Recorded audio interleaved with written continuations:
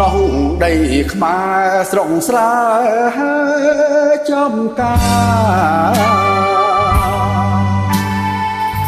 យំខែភ្លឺថ្លាហើយមហាសប្បាយ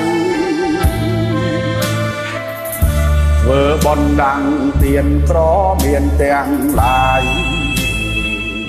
ប្រងស្រីចិនឆ្ងាយ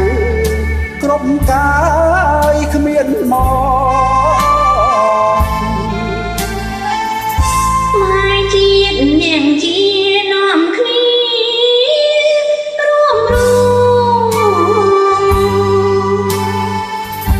នងនាមកិត្តិយសរងតាមទំនង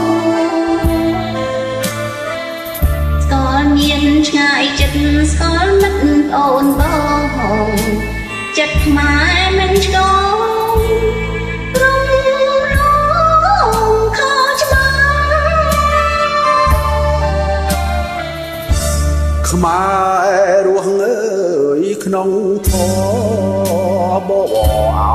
វាក់ព្រះពុទ្ធអនុញ្ញាតខ្មែរខំត្រង់ត្រាប់ខ្មែរជាអ្នកជា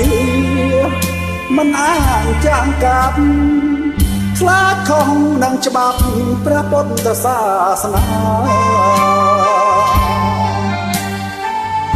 តែខ្មែរហ៊ានស៊ូ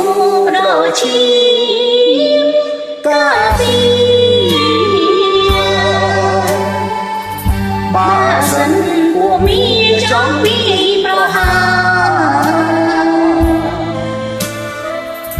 ចង់ប្លន់ទឹកដីបំបត្តិសាសនាយើងជាខេមរាប្រាប់ថាសងឈាម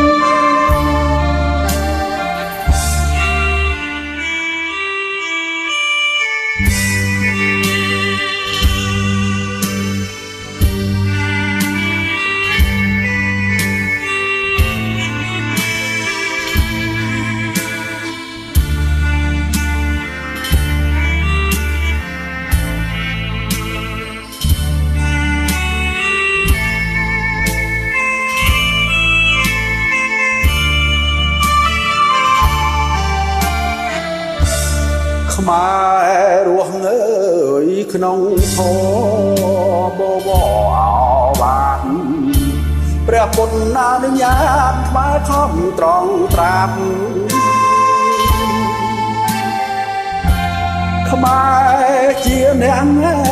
ជាមិនអាចចាងកាប់ខ្លាចខុសនឹងច្បាប់ព្រះពុទ្ធសាសនាតែខ្មែរហ៊ានស៊ូបដូរឈាមកាពីបើសិនពួកមានចង់មានប្រហា